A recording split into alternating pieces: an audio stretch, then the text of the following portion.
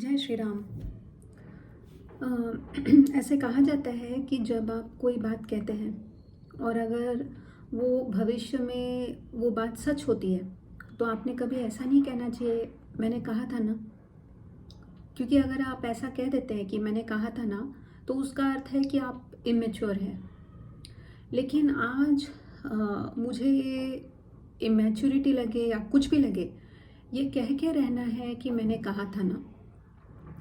बात x Muslims की है और मैं किसी स्पेस में थी करीब 1 साल पहले, और तब मैंने वहाँ पे बैठे अपने सनातनी भाई बहनों से कहा था कि मुझे एक्स मुस्लिम मूवमेंट पे रत्ती भर भी विश्वास नहीं है और मुझे घोर आपत्ति है अगर कोई हिंदू भाई बहन इन लोगों को सब्सक्रिप्शंस द्वारा या सुपर चैट द्वारा आर्थिक मदद करे तो मुझे तुरंत रोक दिया गया था। आप तो जानते हैं कि ट्विटर स्पेसेस जो है उसमें अगर आप कुछ बात रिलीजन ऑफ लव या रिलीजन ऑफ पीस के अगेंस्ट बोल देते हैं तो इमीडिएटली आपका जो स्पेस है वो रिपोर्ट हो जाता है।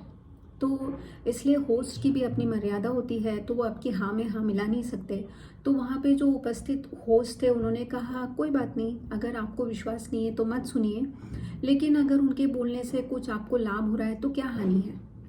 तो मैंने उनको बताने का प्रयास किया वो सब ठीक है, I don't understand why Hindu भाई बहन will contribute their hard earn money to these people, मुझे उससे आपत्ति है।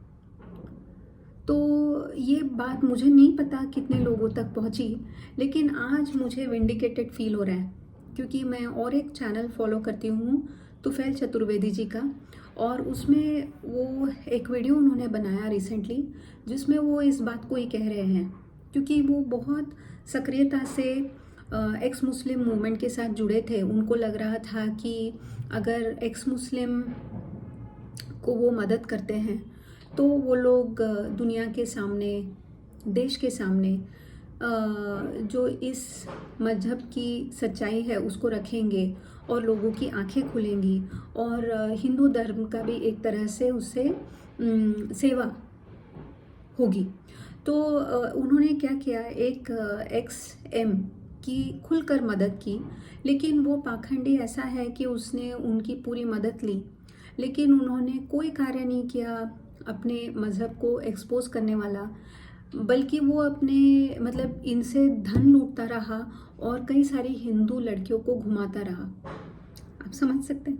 और यही बात मैंने 1 साल पहले कही थी स्पेस पर, और मुझे बहुत मतलब मैं आपको बता नहीं सकती हूँ कि मैं मतलब मुझे ऐसा लगता है कि आपने कोई बहुत बड़ा एक्सपर्ट बनने की ज़रूरत नहीं है।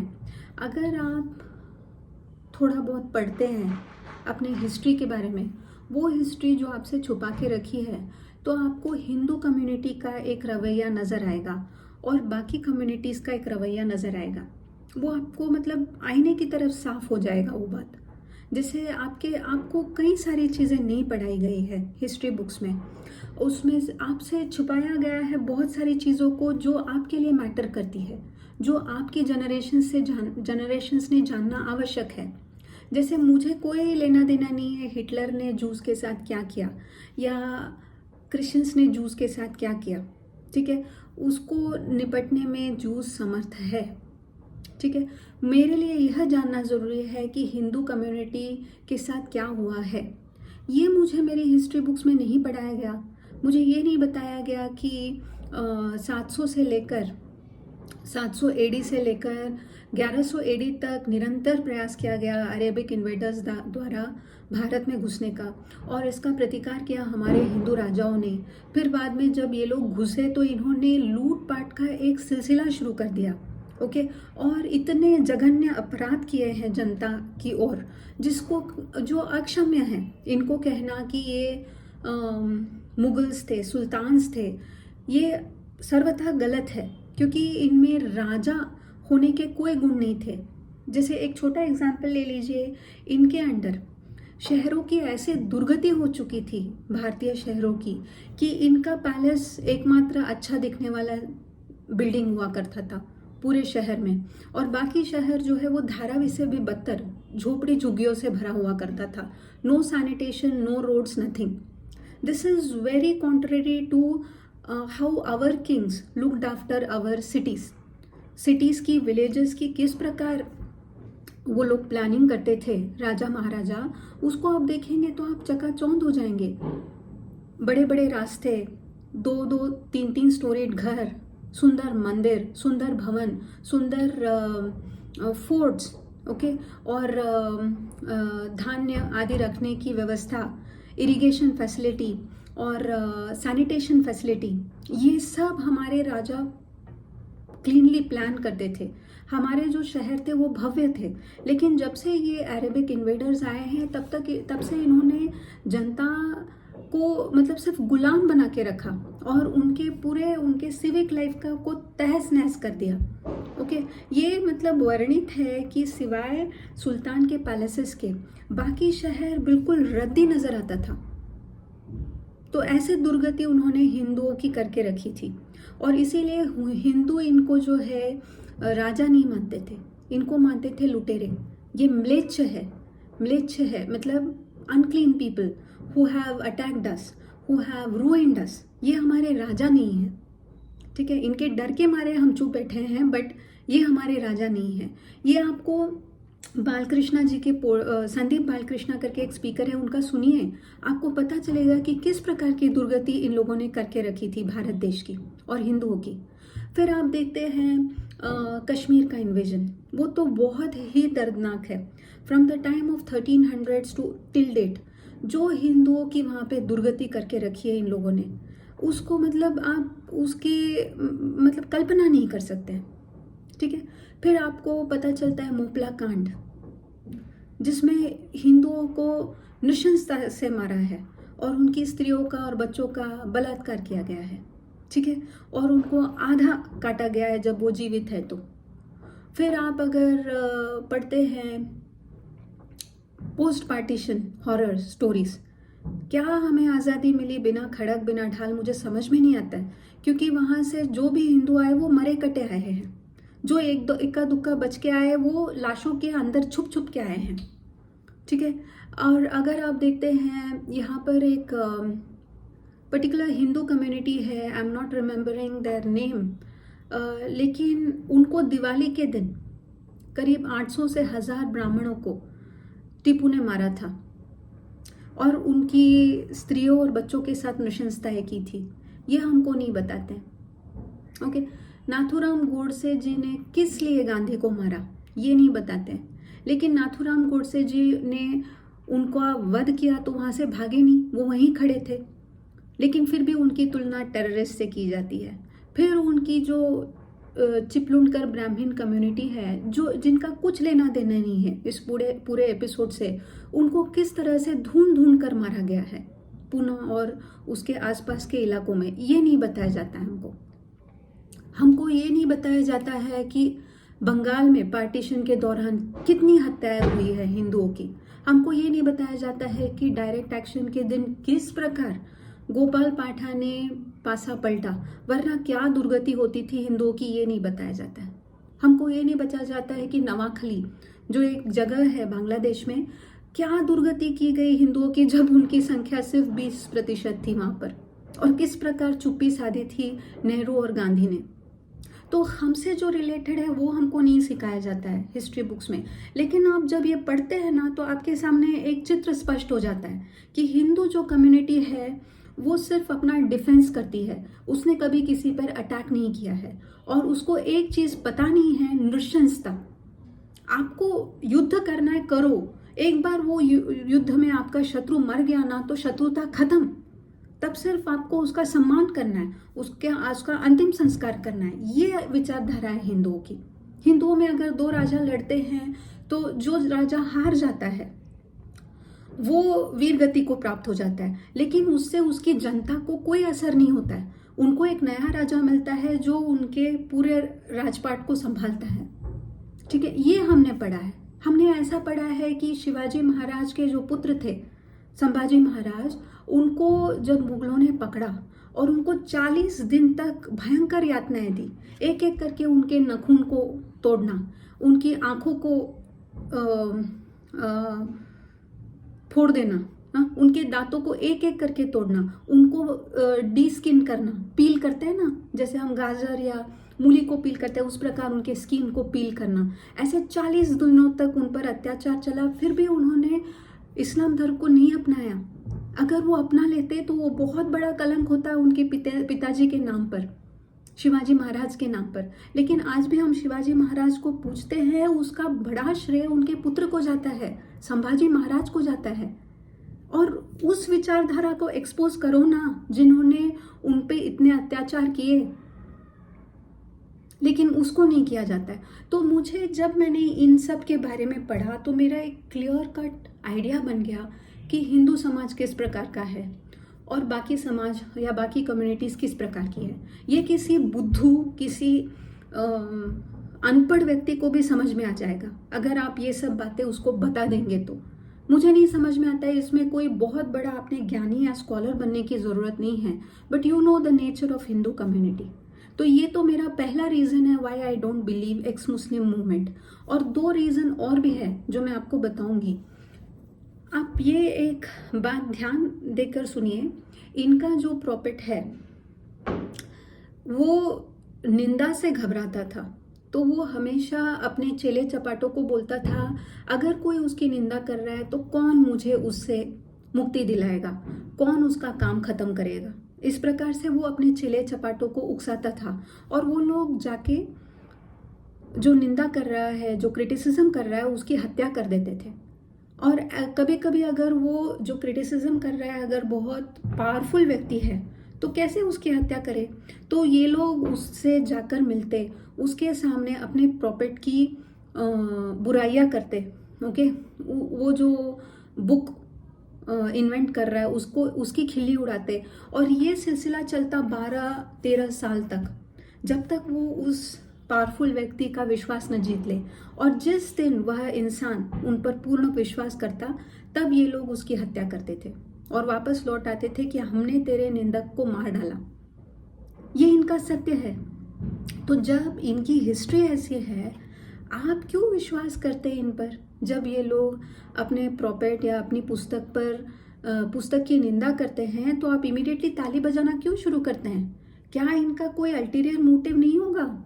ये शायद आपसे वही खेल खेल रहे हैं जो इन्होंने कुरान में पढ़ा है। तो ये आप समझने की क्षमता नहीं रखते हैं, आप उन पे तुरंत विश्वास कर देते हैं। उनको सुपर चैट द्वारा, उनको अन्य वेज द्वारा मदद करने का प्रयास करते हैं। आपको लगता है बेचारा प्रताड़ित है, बेचारा छोड़ के आना चाहता है बट छोड़ के आ नहीं पा रहा है, तो मैं उसकी मदद करूँगा। क्यों भाई? आपका जो कमाया हुआ है वो क्या मुफ्त का है? आपके बाल बच्चों को नहीं चाहिए? आपके बूढ़े माता पिता को नहीं चाहिए? आपको नहीं चाहिए वो पैसा जो ऐसे लोगों पर आप बर्बाद कर रहे हैं? जो पाखंड में महारथी है उनकी मदद आप क्यों करेंगे? आप थोड़ा सोचेंगे ना, क्योंकि इनकी तो हिस्ट्री है। ये लोग अगर किसी पावरफुल व्यक्ति को ख़त्म करना चाहते हैं तो ये अपने ही जो सो कॉल्ड उनका जो प्रॉपर्ट है, अपनी ही पुस्तक है, उसकी निंदा करते हैं। 1 नहीं 2 नहीं 12-13 सालों तक, जब तक वो आपके मन में विश्वास नहीं बिठा देते कि हाँ दे आर ऑल्सो अगेंस्ट। और जब आपका विश्वास बैठ जाता है तो वो आपको ख़त्म कर देते हैं। तो ये खेल ये लोग हमेशा से खेलते आ रहे हैं, ये आपको समझ में क्यों नहीं आता है? और दूसरी बात मैं आपको बताती हूँ, इनके इसमें अगर आप उस पुस्तक के बारे में या पुस्तक का जो फाउंडर है उसके बारे में कुछ बोलते हैं तो आपका सर वो लोग आपके धड़ से अलग कर देते हैं। ये नियम है इनका, ठीक है? ये लोग मतलब आप समझ सकते हैं, कन्हैया लाल जी है, कोई जितेंद्र भारवट थे, वो है, हर्षा हिंदू है, सैम्यूअल पैटी है, चार्ली हेब्डो मैगजीन है। आप देखिए अनगिनत ऐसे एग्जाम्पल्स है जहाँ पर इन लोगों ने, जिन लोगों को ये जानते भी नहीं, जिनके साथ इनकी पर्सनल दुश्मनी भी नहीं है, उनको ढूंढ निकाला और उनके सर तन से जुदा किए। तो अगर ये जो अपने आप को एक्स मुस्लिम बोलता है, ये सही में एक्स मुस्लिम है, तो ये बचा कैसे है? ये इनकी पकड़ में कैसे नहीं आया? कोई भी एक्स मुस्लिम ऐसा क्यों नहीं है जिसका सर जो है वो तन से जुदा हुआ हो? नहीं है। कैसे? How is it possible? वो तो निंदा कर रहा है ना उस आदमी की और उस आदमी ने लिखी हुई पुस्तक की। तो ये तो निंदा करना तो ब्लास्फेमी हो गया। ब्लास्फेमी तो मृत्युदंड से ही, उसका मृत्युदंड ही एक ही दंड है। तो ये बचा कैसे? ये मुझे बहुत बड़ा डाउट होता है। ये लोग कुछ भी अनाप शनाप बोलते रहते हैं, स्ट्रीम्स चलाते हैं, वहाँ पर इतनी मतलब खराब खराब बातें करते हैं उस पुस्तक से रिलेटेड और उस आदमी से रिलेटेड, जो सॉफ्ट पोर्न की तरह लगता है। फिर भी ये लोग बचे हैं। क्या आपको यह संशयास्पद नहीं लगता है? कोई अगर कहता है कि गांधी महान है, बहुत बड़ा फ्रीडम फाइटर है, तो भाई ये ब्रिटिशर्स ने इसको प्रताड़ना क्यों नहीं दी? इस प्रकार का सवाल हो गया। अगर ये रियली XM है तो ये बाकी जो मजहबी उन्मादी लोग हैं, ये इनको सजा क्यों नहीं दे पा रहे हैं? कहीं ना कहीं ये इन लोगों की मिली भगत है, इसलिए ये लोग बचे हैं, राइट? अगर आपका लॉजिकल माइंड होता तो आप यही कंक्लूजन पे आते, राइट? तो ये दो चीज़ें हैं जिसके कारण मुझे हमेशा से ही लगता था कि ये मूवमेंट जो है इट इज़ कम्प्लीटली यूजलेस। मैं आज फिर से आपसे अनुरोध करूँगी कि अगर आप ये कोई भी इन लोगों की बातें सुनते हैं, कुछ भी करते हैं, सुनिए। आपको अगर जानने की उत्सुकता है तो सुनिए, लेकिन प्लीज़ किसी भी तरह की आर्थिक मदद इनको मत कीजिए। आपका धन जो है उसको ऐसे धूर्त लोगों को मत दीजिए आप, ओके? उससे आप किसी गरीब हिंदू की मदद कर सकते हैं, अपने कम्युनिटी के उद्धार के लिए आप कुछ कर सकते हैं। वो एक एक पैसे पर आपका जो है नज़र होनी चाहिए कि कहाँ पे स्पेंड हो रहा है। ये आपको करना ही पड़ेगा अपनी कम्युनिटी के लिए। और मैं और एक बात बताना चाहती हूँ, कहीं तो स्ट्रीम में मैंने सुना कि बेचारे जो XM बन जाते हैं, इनको शादी के लिए भी लड़की नहीं मिलती, तो हम क्या करें उसके लिए? हिंदू लड़कियों को आपको सप्लाई करें? हमसे पॉसिबल नहीं है। हमको हिंदू लड़कियां बहुत प्रिय है। हमारे समाज में हिंदू लड़कियों को, बच्चियों को, पत्नियों को, बहनों को, माताओं को माँ रूप माना जाता है। उनके साथ हम नृशंसताएं नहीं करते, हम उनका सम्मान करते हैं। वैसे ही पुरुष वर्ग का भी सम्मान होता है हमारे धर्म में। तो प्लीज़ हमें बख्श दो। अगर तुमको कोई प्रॉब्लम है फाइनेंशियल, या आपको लड़कियां नहीं मिल रही, तो कहीं ढूंढो यार तुम लोग जाके, ओके? भीख मत मांगो। Don't try to fool innocent Hindus. यही मेरा एक मैसेज है XM को, और मेरा हिंदू भाई बहनों को और सनातनी भाई बहनों को ये मैसेज है कि प्लीज़ अपना जो मेहनत से कमाया हुआ पैसा है, आपको कहीं से इंटरनेशनल फंडिंग नहीं आ रही है, राइट? आपको आपके मंदिरों का भी पैसा नहीं मिलता है, राइट? तो प्लीज़ अपने पैसों को इन पे मत खर्चिए, इन पे मत खर्चिए। और फाइनली मैं और एक बात बताना चाहती हूँ कि कोई एक वसीम रिजवी करके एक है, जिन्होंने इस्लाम को बहुत ही अच्छे से एक्सपोज किया और बाद में हिंदू धर्म को ओपनली अपनाया भी। और फिर वो बहुत अच्छी बात है, बहुत सराहनीय है।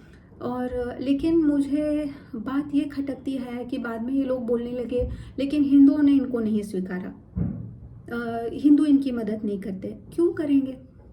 हिंदुओं की मदद कौन करता है? हमारा सोशल फैब्रिक को तो पूरा चिन्ह विच्छिन्न करके रखा है। As a society we don't think, right?